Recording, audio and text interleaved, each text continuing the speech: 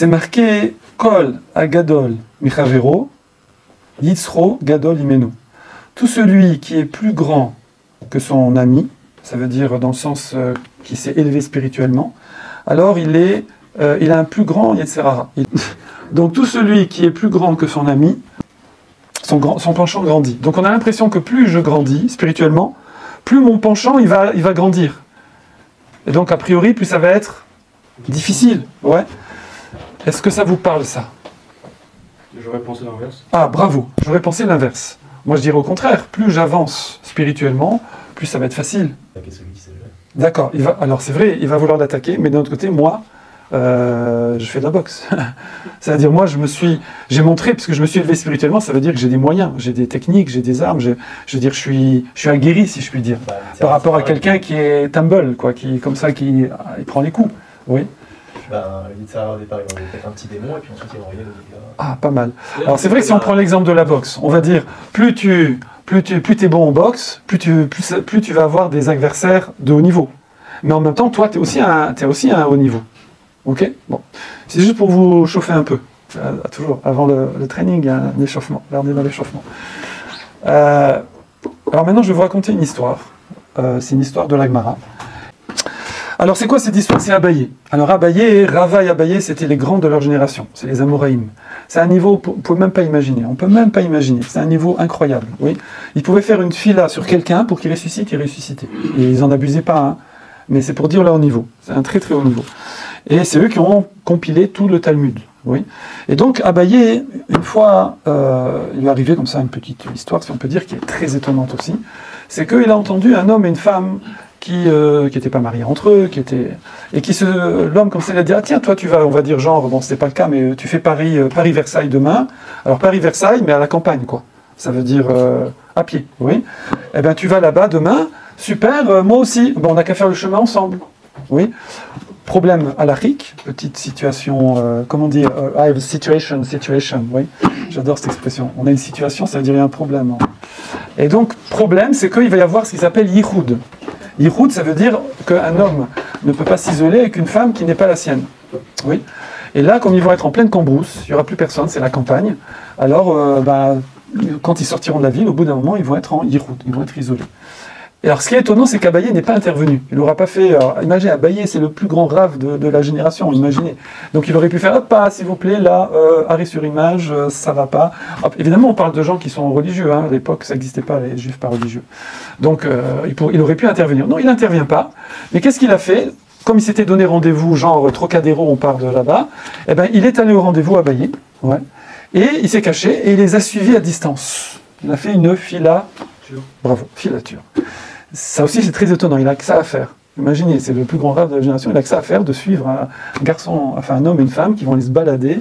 Et ils ont fait près de 15 bornes. L'Agmara, il a marqué la distance. Donc il a passé la moitié de sa journée. En plus, il y a l'aller, il n'y a pas le RER pour le retour. Il a fait l'aller-retour. Et quand l'homme et la femme se sont séparés, ils n'ont rien fait, ils n'ont pas fait de bêtises. Alors pourquoi il les a suivis? Pour éventuellement intervenir si jamais il y avait bêtise. Comme on dit, et plus si complicité. Voilà. Affinité, voilà. Donc pour intervenir. Et il n'y a pas eu besoin d'intervenir parce qu'ils ont fait que papoter, marcher, et puis voilà. Et après, quand ils sont quittés, ils ont dit c'était plus sympa que de marcher tout seul. Et là, Abaye, il a dit une phrase très étonnante. Il a dit, moi, j'aurais pas été ukmé à nafché. Je dis l'expression en hébreu du Talmud, parce qu'il y aura toujours plusieurs explications, mais en mot à mot, ça veut dire, j'aurais pas pu me retenir. Ça veut dire qu'on a l'impression qu'Abaye aurait fauté. Ouais. Et il était triste de ça. Lui, il a senti ça. Il a senti, moi à sa place, je crois que, je dis pas. Hein.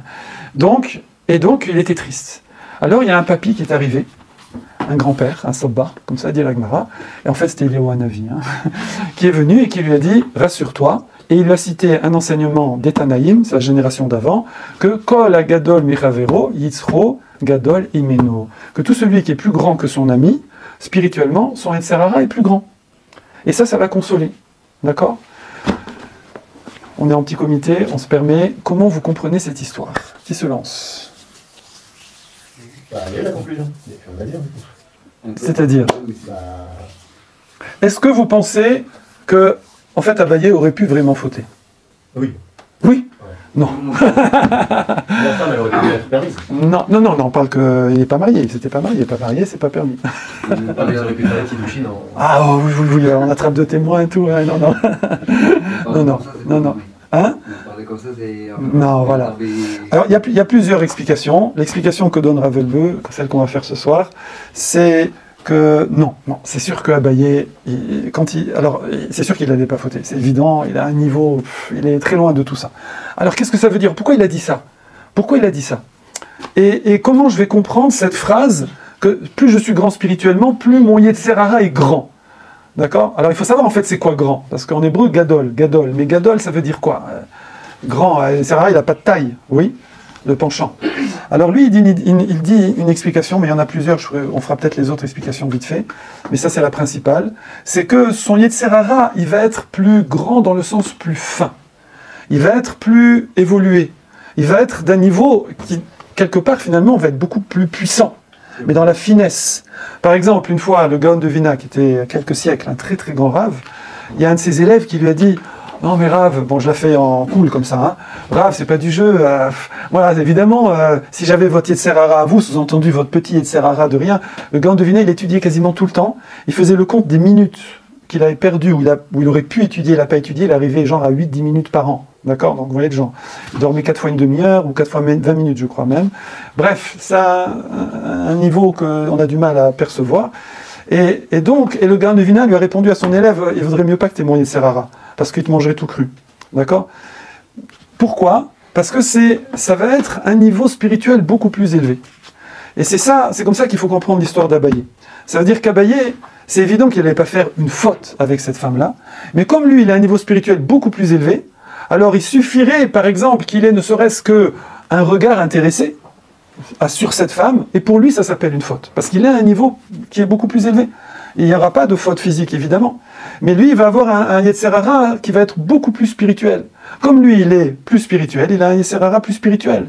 Et ça, ben lui, il peut faire le challenge, il peut le vaincre. Mais par contre, imaginez quelqu'un qui n'a pas ce niveau spirituel, ben, il a perdu d'avance. D'accord? Il a perdu d'avance, oui. Dans cet exemple, par exemple, une personne qui a un niveau de faute physiquement, c'est évident que pour lui, un coup d'œil, il ne voit pas où est le problème. Donc il a perdu d'avance. Il lutte même pas, il n'essaye même pas, il n'y pense même pas. D'accord? Donc, autre exemple qui va aussi nous permettre de comprendre, c'est avec Rav Israël Salanter. Donc c'est plus récent. Rav Israël Salanter, avant la guerre, il était passé à Paris d'ailleurs. Hein. C'était le géant de sa génération. Et une fois, on raconte qu'une fois, il était avec un riche donateur dans son bureau. Et que, bon, c'était pas à l'époque avec les ordinateurs où il fait un virement. Donc il a ouvert le coffre, il a sorti la caisse comme ça, pour lui donner de l'argent pour la yeshiva, par exemple. Et puis à ce moment-là, il a été interrompu, le donateur, et il dit: excusez-moi Rav, je reviens, il sort du bureau et je reviens. Il sort du bureau, qu'est-ce qu'a fait Rav Israël Salanter, vous devinez? Il a pris la caisse. Non. Qu'est-ce qu'il a fait? Il a accompagné. Il a accompagné. Il est sorti aussi. Il est sorti. D'accord? Alors le donateur, il dit: mais non, Rav, restez, je reviens. Il dit: je ne peux pas rester avec votre caisse. Il dit: mais Rav, s'il y a une personne au monde en qui j'ai confiance, c'est vous. Comment? Oui, il ne va pas tout donner aussi. Mais s'il y a une personne en qui j'ai confiance, c'est vous. Donc, et là, comment comprendre ça, la même chose? C'est évident que Rav Israël Salanter, il ne va pas taper dans la caisse, ça c'est évident. Comment? Il ne voulait pas envier l'argent. On va dire même pas envier, parce que à son niveau, il n'envie pas l'argent. D'ailleurs, il y a une histoire sur lui, je vais la raconter après.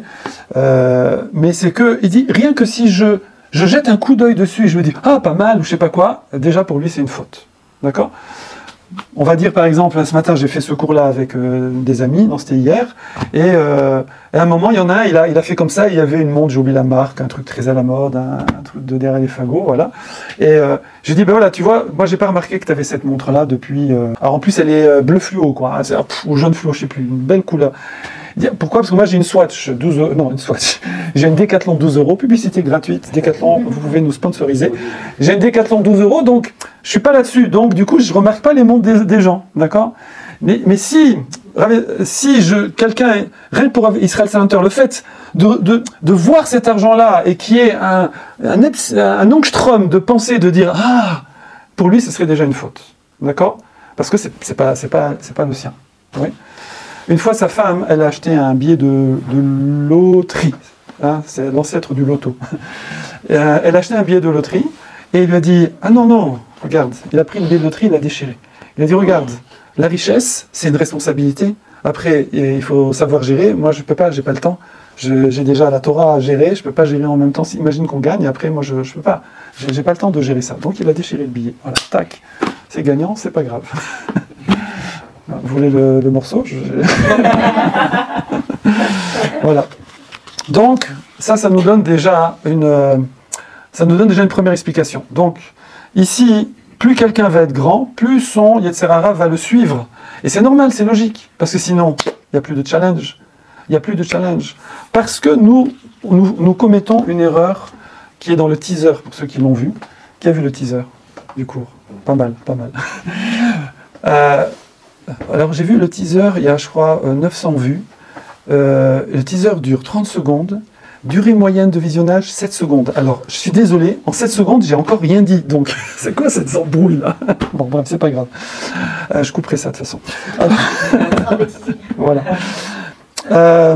Dans le teaser, je ramène ce que Rav Wolbe décrit comme une taout, une erreur. Oui. C'est quoi le judaïsme, d'après vous? Qui peut me définir en une phrase courte Un mode de vie. le judaïsme, un mode de vie? Ouais. Précision un peu, avec des mots-clés, avec des mots en hébreu, vous savez, avec des mots en hébreu, des mots-clés. Fastoche, il y a 2 mots-clés dans la... Si je veux dire, c'est quoi le judaïsme? Ben, tu... Judas. Hein? Judas. Déjà, Yehuda, quoi. Non, je parle pas d'étymologie. Torah, ouais, Amona, c'est déjà, ouais. Torah et... Argent. Ça va pas, non? Torah et Mitzvot. Torah et Mitzvot, d'accord? C'est quoi le judaïsme? Torah et Mitzvot, d'accord? Il y avait une blague comme ça. Il y a, justement, à l'époque, Rav Israël Sainter, lui, il défendait le moussar, l'étude de la pensée, de la morale juive et tout. Et avant lui, on disait, il n'y a pas besoin. Tu étudies le Talmud, tu étudies la Gemara, le Pilpoul, tu te casses la tête et tu n'as pas besoin de faire spécialement du moussar. Oui. Et alors comme ça, il y en a à son époque qui avaient du mal à comprendre l'utilité du moussar, et donc on raconte comme ça dans une yeshiva. Il y a le Rav, il a dit, voilà, c'est le Mashgiar, il fait la sikha de moussar une fois par semaine. Et il y a un bachour, un jeune homme, il dit, bon, moi je n'ai pas de temps à perdre avec ces trucs de motivation, moi j'ai pas besoin de motivation, moi j'étudie la Gemara. Donc il est allé étudier. Et son copain, il est allé au cours de moussar. Quand après le copain il revient, il lui fait, alors qu'est-ce qu'il a dit le Rav là, au moussar? Il a dit, il faut faire Torah et Mitzvot. Et il dit, voilà, tu vois, toi t'as écouté qu'il faut le faire, moi je l'ai fait. D'accord? Donc j'ai pas besoin. Torah et Mitzvot. Bon, en vérité c'est vrai, hein, c'est ça, c'est Torah et Mitzvot. Ok. Mais qu'est-ce qui nous empêche de faire Torah ou Mitzvot? Le Yetzer Hara, le mauvais penchant, d'accord? Donc on a du mal, voilà, manger cachère, c'est compliqué, ça c'est bon, pourquoi pas, un truc, Shabbat, mais non, j'ai un contrat, travail, truc, sniout, voilà, je veux plaire, etc., etc., voilà. Donc on a l'impression que le judaïsme, c'est faire Torah et Mitzvot, étudier la Torah et accomplir la Torah à travers les Mitzvot, et c'est ça qui va nous construire et qui fait qu'on fait le tikkun de l'humanité, ça veut dire la finalité de l'humanité, qu'on a sa vie éternelle, etc. Et qu'il y a un empêcheur de tourner en rond, il y a un casse-pied, d'accord? Comment on appelle ça? Ouais, aidez-moi. Un quoi? Un boulet, oui, qui est le Yetzer Hara. Est-ce que c'est juste cette vision? Pendant que vous réfléchissez, je regarde parce qu'il y a le plat qui est au four.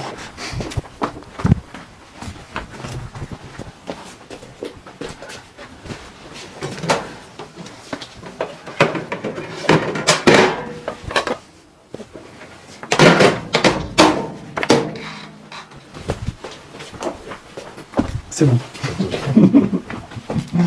On va se régaler.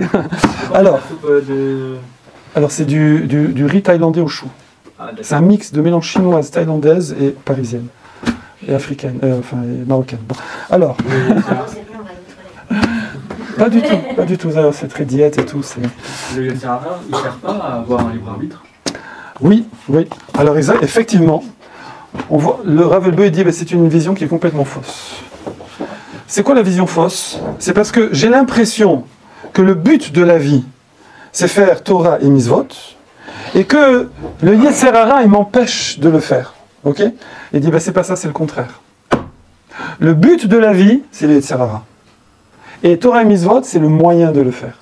Ça veut dire que nous, Adam Arishon, Adam et Ève, oui, Adam et Chava, ils sont arrivés sur Terre, ils ont été créés, et ils avaient comme mission, qu'ils nous ont transmise parce qu'ils n'ont pas fini, et nous on continue, de faire ce qu'on appelle le tikkun hara. Ça veut dire d'enlever, de surmonter le mal. C'est travailler sur Yetzer hara. Je ne vais pas rentrer dans des précisions, avant c'était extérieur, Adam Arishon il a rentré en lui, après ça s'est augmenté, etc. Mais en tout cas, en fait, notre travail sur Terre, c'est de lutter, d'effacer ce mal, d'être plus fort que le mal, plus fort que toutes ces tendances négatives. C'est ce qu'on appelle se travailler tout le temps. Et plus on fait ça, comme on dit, on se rapproche d'Hachem, en fait c'est automatique, d'accord? Ça veut dire, plus j'enlève, c'est comme si j'enlève comment on appelle ça, des méritsot, des barrières, d'accord? C'est ces barrières-là, plus je suis proche de la personne qui est de l'autre côté. Et donc c'est ça mon objectif. Et j'utilise Torah et Mitzvot pour faire ça. Vous allez me dire, ça revient au même. Ça revient au même. Non, ça ne revient pas au même. Pourquoi?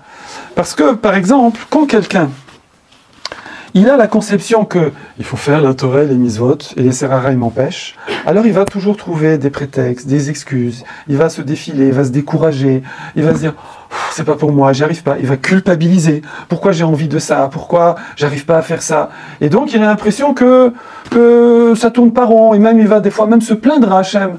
Oui, bah Hachem, tu nous demandes de faire Shabbat, mais excuse-moi, voilà, moi, mon patron, il me laisse pas Shabbat, moi ci, moi ça. Tu me demandes de manger kasher, mais moi, j'aime les crevettes. Bon, ça c'est gentil, voilà, c'est pas méchant, mais c'est pour donner des exemples sympathiques. Tu nous dis de faire attention aux garçons et filles, mais tu nous as mis des hormones de ouf, d'accord? Bon, c'est à votre âge, hein, mon âge, ça y est, c'est fini. Voilà, donc, etc., etc. Donc ça, même des fois, il va arriver, ça s'appelle en réclamation vis-à-vis d'Hachem, en disant, moi, franchement, la vérité, je l'aurais fait, je l'aurais fait. Mais là, non, je suis désolé, c'est pas des conditions de travail, d'accord? Alors que ça, c'est la première version. Alors que si je dis, mais non, c'est tout le contraire, c'est ça ton taf. C'est de repérer justement, ne culpabilise pas. Tu as envie de ça, mais c'est très bien, parce que tu vas pouvoir travailler, tu vas pouvoir avancer. Et même, Rabbi Tzadok HaKohen Zatzal, d'accord, un grand rav qui était un grand Mekoubal, il a même donné une clé comme ça. Il a dit, sachez que le point, si vous repérez chez vous un point où vous avez plus de mal que la moyenne des gens, ok? Quelqu'un veut comme ça balancer, dire un truc où il a plus de mal que la moyenne des gens? C'est gênant, hein? Alors, hein? Trouver un travail. Non, alors on va dire c'est au niveau du travail sur soi. Ouais. Par exemple, la shonara, voilà. Il y a des gens, et ça peut même arriver des fois à des gens qui sont très très religieux, même des fois des rabbinim, disons-le, qui ont un énorme yetzer hara au-dessus de la moyenne de pas, tout le temps, pas. Ils n'arrêtent pas de casser autour d'eux, oui. Ou quelqu'un, ça va être la fainéantise, par exemple. C'est-à-dire, il dit, moi, je sais pas, rien que je regarde les gens autour de moi, ça me fatigue, je sais pas comment ils font. Ça m'épuise. Les gens, je sais pas, où ils trouvent la force de faire ça, où ils trouvent, d'accord? Ou un autre, ça va être le pauvre, Dieu préserve, obsédé, je veux dire, il est là, et, tout le temps, boum, ouais, il pense qu'à ça, oui. Comment? C'est tout le monde, ça. Ah non, c'est pas tout le monde. Voilà. Non, c'est pas tout le monde. Non, c'est pas tout le monde, Non, je vais te dire, parce que moi je prépare au mariage pour le consistoire, parce qu'il faut une préparation au mariage, pour les hommes et pour les femmes. Avant c'était que les femmes, maintenant ils ont mis les hommes. Donc j'ai préparé Bléana Racham Salik, des centaines de personnes depuis 20 ans à peu près, et donc la plupart pas religieux. Des fois ça arrive que par erreur il y a un religieux qui se glisse dans le truc, mais et j'ai vu que c'est pas du tout, en tout cas chez nous, c'est la majorité des garçons, ils sont pas si branchés que ça là-dessus. Et puis, non, je veux dire, non, c'est pas... Non. Maintenant, si quelqu'un, il est comme ça, c'est pas grave, faut pas culpabiliser, c'est pas grave. C'est que... Pas besoin de me regarder. Non, alors je sais pas si tu as remarqué, mais depuis le début du cours, je te regarde beaucoup. Tu as remarqué. Je t'expliquerai après pourquoi. Et donc, il y a une raison. Qu'est-ce qu'on disait? Oui. Eh bien, le point où une personne, elle va repérer qu'elle a plus de mal que la moyenne, c'est là que se trouve la clé, on va dire, le point qui va lui permettre de décoller. Et pourquoi? Alors, bien sûr, il faut travailler aussi le reste. Il faut travailler tout, oui. Mais ça, en général, par réflexe, la personne, elle va... On va dire, par exemple, je vous donne un exemple, l'honnêteté. L'honnêteté, le vol dans le business, dans le truc. Quelqu'un, voilà, il a grandi dedans, ou il a fait tchouva, c'est pareil, ça change rien. Et voilà, il a travaillé la tfila, voilà, il a avancé dans la prière, il a avancé dans Shabbat, il a avancé dans le Ben Adam Lachavero, le respect d'autrui, il a avancé dans la kashrut. Il avance, très bien. Une fille, la sniout, les garçons aussi. Bon, donc il avance. Et bizarrement, il a oublié un truc. Il a oublié l'honnêteté, c'est-à-dire dans le business, c'est pas ça, d'accord? Eh bien, en fait, cette personne-là, c'est sûr que le reste, tout est lié. Donc là où il avance, ça peut à un moment, ça va participer à ce qu'éventuellement il arrive à un moment au point important qui est l'honnêteté. Et forcément, il va en entendre parler, mais il risque de zapper. Et il peut zapper toute sa vie.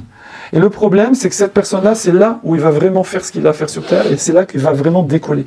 C'est là où vraiment, il va passer du côté de la force. Alors pas obscur, du bon côté là. Comment on l'appelle? Il y a l'obscur et l'autre c'est quoi? La lumière. Voilà, exactement. Non mais sérieux, dans Star Wars, il y a la force obscure et l'autre c'est quoi? En fait, il y a la force tout court. Ah, il y a force tout court et force obscure. Mais non, alors voilà. Bon, ok, d'accord. En fait, je dois revoir mes classes. Ok. Eh bien, c'est là où la personne, elle va vraiment arriver à un niveau de construction très élevé, parce qu'en fait, c'est un petit peu comme si vous aviez un parapente comme ça, vous voyez, et vous essayez de le faire décoller, donc c'est bon, vous avez décroché toutes les petites ficelles là et tout, mais il y a une chaîne qui est là au milieu, donc vous pouvez toujours essayer, souffler dessus, c'est bloqué, d'accord? Donc à un moment, il va falloir aller sur le point central, et chacun d'entre nous, il doit... Alors, on a déjà fait des cours là-dessus, vous vous souvenez, et je me souviens, on avait cité, c'est grave de ne pas connaître ce point faible, mais je ne sais plus au nom de qui c'est qui disait ça, peut-être vous vous souvenez, mais c'est plus grave encore de ne pas connaître son point fort. Parce qu'il faut beaucoup utiliser aussi son point fort, qui va aider justement à arracher ce point faible. Parce que tout est lié. Bon. Mais en tout cas, ce n'est pas le sujet du point fort ici, le sujet c'est le point faible. C'est qu'une personne, elle doit essayer de repérer c'est quoi mon point faible et essayer de travailler dessus. C'est un chantier, des fois on ne va pas faire ça en un jour, ça va être en 5 ans, en 10 ans, mais je vous assure, plus d'un siècle vous contemple, quand on arrive à repérer ça et qu'on le truc, on change de vie. On change de vie, c'est énorme, énorme, énorme.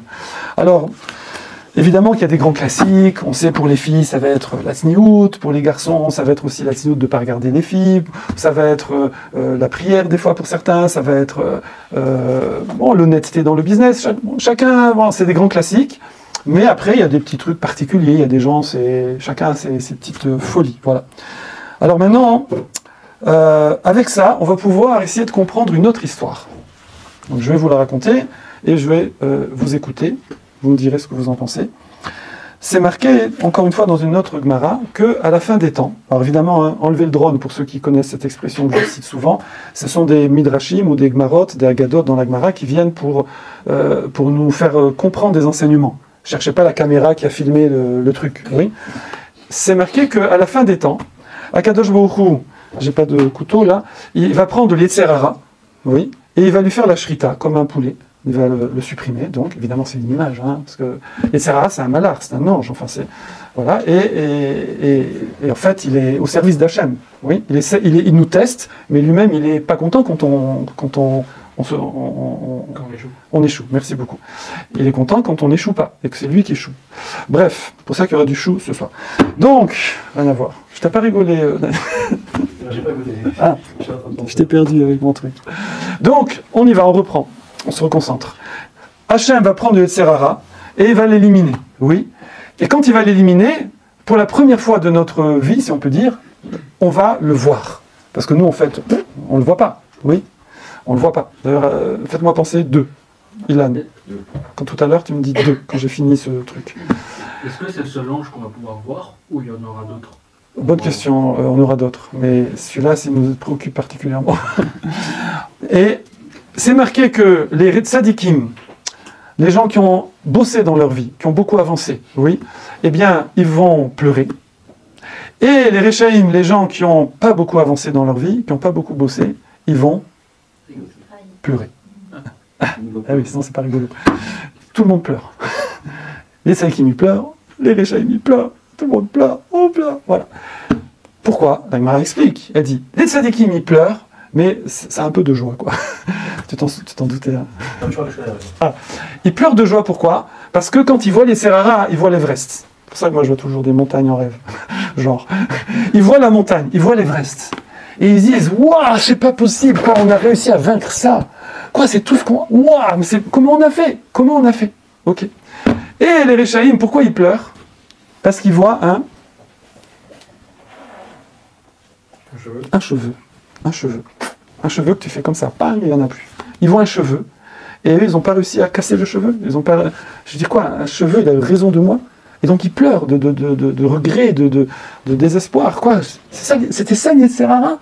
Quoi, mon Yetzirara, c'est ça? C'était ce cheveu, un cure-dent, d'accord? Et c'est pas possible, oui. Comment on comprend ça? Avec ce qu'on a dit avant, on comprend. 2 points. 2 points pour comprendre. Non, mais c'est pas encore le 2, il y a encore un autre 2 après. 2 points. Déjà oublié d'ailleurs. Ton regard m'a fait penser. Premièrement, c'est que je comprends pas. Attends, mais les tzadikim, ils se rendaient pas compte? Ils se rendaient pas compte qu'ils faisaient des montagnes? Ils se rendaient pas compte qu'ils faisaient des choses extraordinaires? Ben non. La preuve, puisqu'ils sont surpris. Donc ils se rendaient pas compte. Pourquoi? Parce que c'est toujours well balanced, on dit en anglais. C'est toujours équilibré. C'est-à-dire qu'ils avançaient, on avance progressivement dans la vie. Donc ils avançaient. Donc au début, je sais pas, moi, on va dire sur Shabbat. Alors tu vas me dire, oui, bon, quelqu'un il est né qu'il a fait Shabbat depuis qu'il est petit, mais enfin bon, il fait un Shabbat d'adolescent, après il fait un Shabbat où il va, cette filote de Shabbat, son étude de Shabbat, c'est pas juste qu'il va pas bosser, mais son Shabbat, ça va être tout un programme de la vie, oui. Donc, cette personne-là, bah, c'était la routine, quoi. Je veux dire, il y avait rien de... C'était normal. Donc, il n'a pas vu que c'était une telle montagne. Parce que lui, au moment où il était dans le challenge, ben, il faisait les choses normalement, et ça lui plaisait. Il avait du plaisir à vivre et à faire de la Torah, les mitzvot, et avait plaisir, si on peut dire, à surmonter, à se dépasser. Comment c'est la pub? Se dépasser, se surpasser, il avait du plaisir. Il y a des gens qui payent l'abonnement pour se dépasser, se surpasser, donc il y avait du plaisir, d'accord? Et donc c'est pour ça qu'ils ne se rendaient pas compte. Deuxième point, non, je vais plutôt faire comme ça. Par contre, les Réchaïm, eux, pourquoi ils voient un fil et ils sont tristes? Parce que eux, en fait, ben, ils n'avançaient pas. Ils disaient, c'est même pas la peine, je laisse tomber, c'est pas pour moi. C'est pas pour moi. Shabbat, c'est pas pour moi. Kashut, c'est pas pour moi. Tzniut, c'est pas pour moi. Étudier la Torah une fois par jour, c'est pas pour moi. Faire ci, c'est pas pour moi. Apprendre l'hébreu, c'est pas pour moi. Parce que c'est difficile d'étudier sans l'hébreu. Les livres en français, mais c'est pas la même chose. Bref, c'est jamais pour moi. D'accord? C'est jamais pour moi. Et du coup, eh ben, c'est resté. Donc en fait, ça n'a pas commencé. Donc il n'y a pas eu de lutte, il n'y a pas eu de combat. Donc, et eux, ils se rendent compte qu'ils étaient au début. Et au début, c'était facile, si on peut dire. Il n'y avait pas grand-chose à faire. Ensuite, ça c'est le premier point. Deuxième point pour comprendre, c'est que Akadosh Baruch Hu, en fait, il est pas contrariant, si on peut dire. Je crois que je dis ça à chaque cours. Il n'est pas contrariant. Et ça veut dire que celui qui fait rien, Hachem ne lui donne pas grand-chose à faire. C'est un petit peu... imaginez, vous avez une équipe... je sais pas, voilà, vous êtes général d'armée, vous partez avec une légion, oui. Celui qui fait rien, va vous le laisser en arrière, il va nettoyer les canons, les fusils, je sais pas, il va éplucher les pommes de terre. Mais celui qui fait beaucoup, on lui donne beaucoup de travail. Plus une personne, elle va travailler dans sa vie pour réduire justement tout ce mal-là, pour surmonter son etc. Plus Hachem, il va lui donner des challenges plus élevés. Donc il va lui donner. Donc c'est pour ça qu'à la fin de leur vie, il y a une montagne, parce que c'est ce qu'ils ont fait toute leur vie, d'accord? Donc eux, ils ont accumulé des résultats, si je puis dire. Et donc, ils sont arrivés à des sommets. Par contre, celui qui n'a pas commencé le boulot, il n'a pas commencé le boulot. Donc, il n'y a qu'un cheveu. Si on revient donc à notre fameuse phrase du début, vous savez que Eliwanavi a dit Abaye, alors on peut comprendre. On peut comprendre quand il dit « Tout celui qui est plus grand que son ami, son Yetzirara est plus grand ». Pas dans le sens il va faire plus de bêtises, il est plus tenté. Non, c'est qu'il fait plus de travail. Son Yetzirara, ça veut dire ce qui va dominer dans sa vie. Et les niveaux croissants de ce Yetzirara, il va être croissant. Voilà, c'est le cas de dire. Il va grandir. En même temps que lui grandit, ça grandit. D'accord? 2. Alors, voilà, ça c'est ce que Ravelbeu explique sur ce principe-là. Maintenant, il y a il y a plein d'autres explications. Il y a celle du Rambam, du Rokear, du Shamshmateta, du Kisekia, le Chida, il y a le Chassidut. Bon, on ne va pas tous les faire. Oui. Pour ceux qui veulent, je les ai là. Voilà. Mais en hébreu. Donc, il y a plusieurs explications. Il y a une explication, c'est Al-Pi Chassidut, si on peut dire, si on veut simplifier comme ça, c'est qu'il y a deux Yetzer Hara. Pour simplifier, hein, évidemment. Il y a le Yetzer Hara lié à notre nature, notre Teva. C'est Yetzer Hara interne, oui. Il n'y a pas besoin de venir nous titiller de l'extérieur. Il n'y a pas besoin, je me débrouille tout seul avec mon Yetzer Hara. Donc ça va être toutes les... Ça sent, tu crois? Je check. Vous voyez le pro?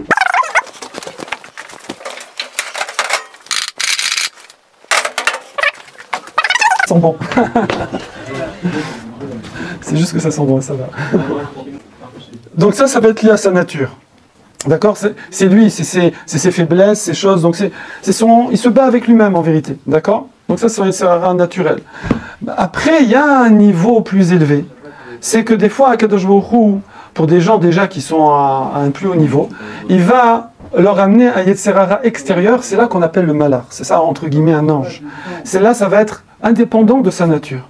C'est quelque chose qui va lui arriver de l'extérieur. Par exemple, il y a une histoire dans la Gemara aussi avec Rabbi Akiva. Rabbi Akiva, évidemment, est à un niveau inimaginable. La preuve, c'est que Moshe Rabbeinu, il a dit à Hachem, c'est à lui qu'il fallait donner la Torah, donc vous imaginez le niveau. Oui. Il y a un Rashi dans la Gemara qui dit que c'est le plus grand Talmid Chacham de tous les temps, Rabbi Akiva. Et pourtant, une fois le Yetzer Hara, c'est son boulot de nous faire avancer et de nous tester. Là, on parle du Yetzer Hara extérieur, du Malar. Il a voulu le tester en prenant l'apparence d'une femme Waouh de chez Waouh, oui, je ne sais pas comment on dit, avion de chasse. Et donc, il a voulu faire ça, et là, Hachem lui a dit non. Hein, bon, évidemment, enlever le drone, encore une fois. Hein. Il n'y a pas de caméra, hein, c'est des enseignements. Et Hachem, c'est pour nous apprendre. Il n'y a pas besoin que ça s'est passé comme on le décrit. Et Hachem a dit, non, Kvod HaTorah, pour l'honneur de la Torah, je ne te permets pas de le tester. C'est pas est-ce qu'il aurait réussi, pas réussi, c'est juste ça se fait pas, c'est tout. Ça se fait pas de venir comme ça, parce que forcément, ça va être extrêmement fort. Ça va être, je veux dire, un truc irrésistible. Il y a une autre histoire, j'ai oublié le nom, avec un autre grand sage comme ça de cette époque, où elle lui tournait autour et tout, et lui il était comme ça, à la fin il s'est crevé les yeux pour ne pas la voir. Oui, vous inquiétez pas, Hachem a fait un miracle, il lui a redonné la vie, il a guéri les yeux. Comment? Ouais, non mais c'est pas son son, ça c'est eux qui l'ont. Donc, welcome, entrez, il faut fermer la porte, Hillel, voilà, merci beaucoup. Donc, qu'est-ce qu'on disait là? J'ai perdu le fil. Non, ouais. Non, voilà, ça c'est le pshat de la Chassidut qui est que parfois quelqu'un peut avoir des tests entre guillemets extérieurs, qui vont pas être, c'est pas lui qui s'auto-teste, ça vient de l'extérieur. Le Shamshmateta, c'est un sefer sur le Talmud qui est extrêmement profond, et lui, il explique. Alors il va expliquer, parce qu'il y a plusieurs facettes, hein, évidemment, elles sont toutes vraies, ça correspond à des situations différentes, des cas différents. Lui, il dit, c'est le principe de Pat Bessalo. C'est pas un gros mot. Hein. Pat Bessalo, ça veut dire du pain dans son panier. Il y a un principe, qui est un principe que la Torah nous enseigne, qui est un principe psychologique, qui est extrêmement important à connaître, pour ne pas se faire rouler dans la farine, qui est que lorsque quelqu'un a du pain dans son panier, eh bien, il a moins faim, tout simplement. D'accord? C'est-à-dire que quand une personne, si par exemple vous partez en voyage, en vacances et tout, vous arrivez tard à un endroit, tout est fermé, vous n'avez pas grand-chose, vous allez être comme ça. Alors que si ça se trouve, si vous aviez eu des provisions avec vous, avec la fatigue du voyage et tout, vous n'auriez même pas mangé. Mais comme là, vous n'avez pas, vous sentez le manque. Oui. Et ça va être un effet, on va dire, yetzerarik, pas mal. Ça va être un effet qui va augmenter la puissance du yetzerara sur les tzadikim, justement, par rapport aux autres. Je vous donne un exemple. Alors ça va être non seulement, ça va augmenter la puissance du yetzerara, mais en même temps, la personne va être beaucoup plus sensible. Bon. Exemple. Quelqu'un qui fait très attention à ce qu'il regarde. Donc il fait gaffe, d'accord? Il fait gaffe, voilà. Il fait gaffe. Voilà. Que ce soit les écrans, dans la rue, il fait gaffe. Ok. Donc lui, donc il n'a pas du pain dans son panier, si je puis dire. Vous voyez ce que je veux dire? Oui. Eh bien, cette personne-là, si une femme, elle passe devant comme ça, un peu habillée comme ci, comme ça et tout, ben, tout de suite, il sent quelque chose. Il a envie de la regarder, d'accord? Donc il sent déjà, donc il y a la sensibilité, premièrement. Et deuxièmement, ben, sa tentation va être plus forte que pour quelqu'un, par exemple, qui est maître nageur à la piscine. Je prends un exemple comme ça, je vise personne. Maître nageur à la piscine, toute la journée, il est là à la piscine, tu peux passer devant lui, il n'y a plus rien à cirer, quoi. Il s'en fiche complètement. Ça lui fait... D'abord, il sent plus rien, d'accord? Et après... Non, alors, je vais couper, je vais raconter un truc. Il faut bien qu'il y ait une récompense pour ceux qui viennent au cours, plutôt que ceux qui regardent sur YouTube. Hein. alors maintenant, avec ça, qu'est-ce qu'on a comme outil? Qu'est-ce qu'on a comme outil? Faisons un peu la liste. Déjà, ne pas culpabiliser. Chacun, il a son profil de Yetzirah perso. Oui. Et même s'il arrive à un très haut niveau, il y aura même des fois des attaques extérieures, si je puis dire. Oui. Ça doit aussi nous apprendre qu'il ne faut jamais être sûr de soi à 100%. Même si quelqu'un, il a travaillé, et que c'est vrai qu'il est capable, il y a effectivement dans la Gemara, à l'époque du Beth Amikdash, il y avait un rave qui, quand il y avait un mariage, il prenait la kala, la jeune mariée, il la mettait sur ses épaules et il dansait avec. Ne le faites pas maintenant, je veux dire, on n'est plus à ce niveau-là. Et ses élèves lui disaient, Rav, ça va? Il disait, ouais, ça va. et en fait, il disait, pour moi, c'est comme une poutre. C'est pour ça que j'ai pris l'exemple de la planche en bois tout à l'heure. Il dit, pour moi, c'est comme une poutre. Donc, il faut jamais être sûr de soi, parce qu'il y aura toujours un challenge. Toujours un challenge. Et ce challenge-là, on doit en être heureux. Le fait que c'est difficile, au lieu de se dire « Ah, c'est trop dur, laisse tomber », ben non, au contraire. Ça veut dire c'est qu'Hachem, il te donne du boulot, profite, vas-y, fais-le. Et il faut savoir que quand on avance dans la vie et qu'on fait ce travail-là, ce qui paraît parfois impossible au départ, eh ben ça va nous paraître plus que facile. Mais, c'est vrai, on aura d'autres choses à un autre niveau, et ainsi de suite, et ainsi de suite, et ainsi de suite. Et ça, à la fin de notre vie, on voit l'Everest. On n'a pas envie de voir le cheveu, d'accord? Voilà ce que je voulais partager avec vous. Je crois que j'ai dit à peu près l'essentiel. Ça va dans le timing, pas mal. Je ne vais pas trop exagérer. Alors, maintenant, on va se régaler.